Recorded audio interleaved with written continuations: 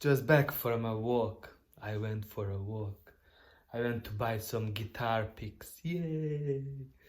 I still can't play the guitar, but I have the picks at least. I always jokingly, say that the word guitar pick and guitar dick sounds very similar. Obviously, I have some issues. And I'm not afraid to admit, of course, I'm confused and as confused as pretty much all of us are.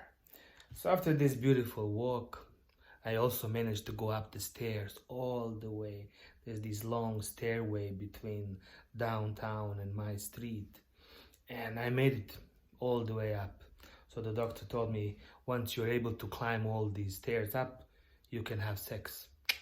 Now I just have to find a partner because I did the stairs.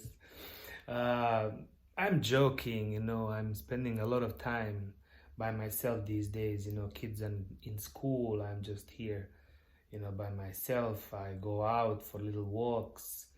I watch a lot of TV and of course surf a lot of internet. I noticed a page on this internet on Facebook where people anonymously kind of post things about their own lives and they just talk about all kinds of things. But about 80% or 90% of these posts is about sex and relationships. A lot of it is about cheating, about grievances and things like that. And this morning, one person posted about open relationships. That person was flabbergasted because it seems that open relationships are a norm these days, And definitely, I can see that everything is changing. I've spoken about these issues in my Newfound Reality podcast, how everything is changing, how we are kind of differentiating now between lust and love. We just tend to think that yes, you can love one person, you can lust another person, and we should not stop each other from doing whatever it is that we want to do. And I guess that's fair enough because we have opened Pandora's box and truly we should air out all these grievances that we've had over the centuries. I've mentioned many times in my podcast that the reality that we live in is only 2,000 years old. Prior to the crucifixion of Jesus, when the time begins again, we lived like different lifestyle. Romans engaged in all kinds of sexual activities. They had sex with men, women, young children, older people. There was orgies, there was all kinds of things, swinging, whatever it is.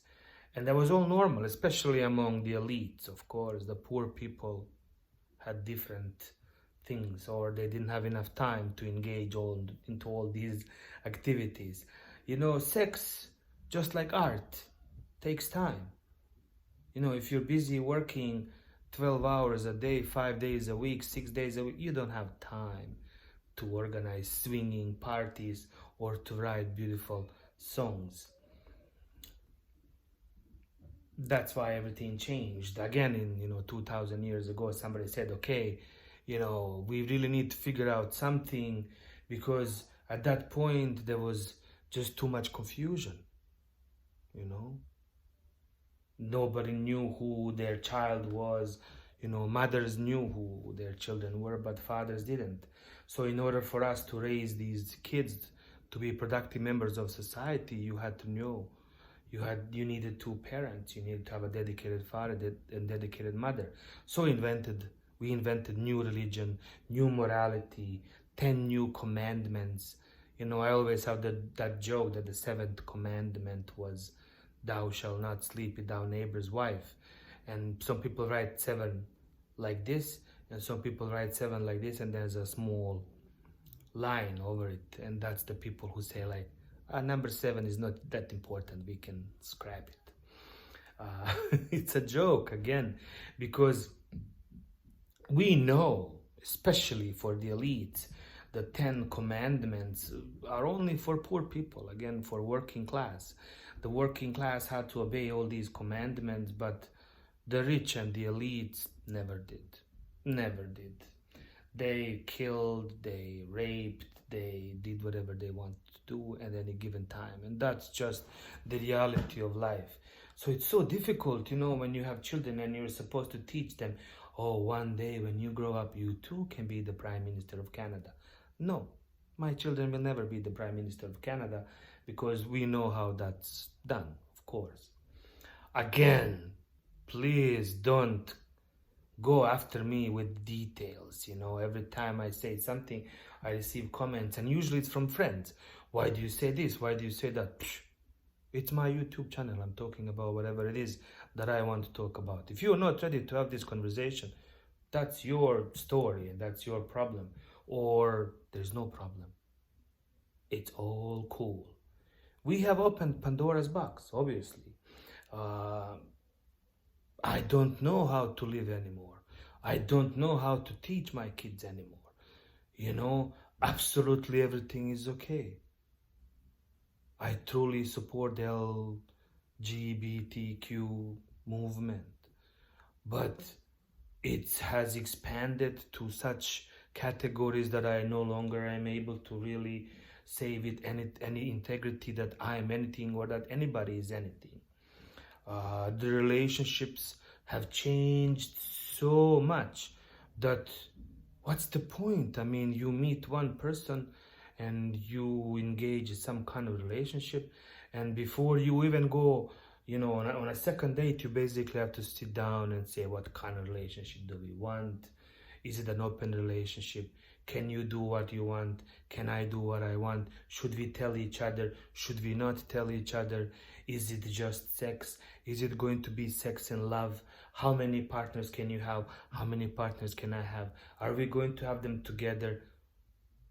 But before you even explore your own sexuality with that partner, you're already talking about all these other things, because basically every song is about that. Every movie is about that. Every conversation, every topic, every idea that comes from the media is that. Propaganda is absolutely everywhere. I talked in the vlog about the influence of Nazi torture practices on our sexuality. The things that we used as torture during the Second World War has become an object of pleasure. 50 years later, we are now deriving pleasure from torturing each other. I mean, I don't understand. I mean, of course I understand. I'm sorry. I'm only, joking, because I understand everything and I have been talking about these issues for so long. But it's too much.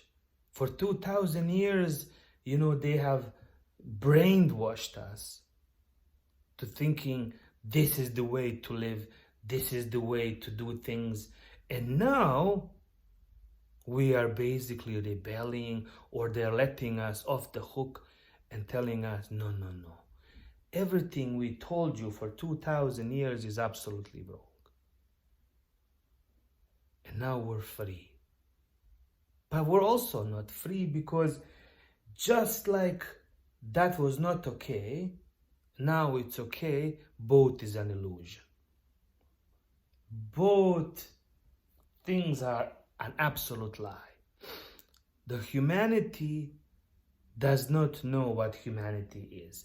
We have been lied about every single thing. The role of woman, the role of man, the role of love, the role of sex.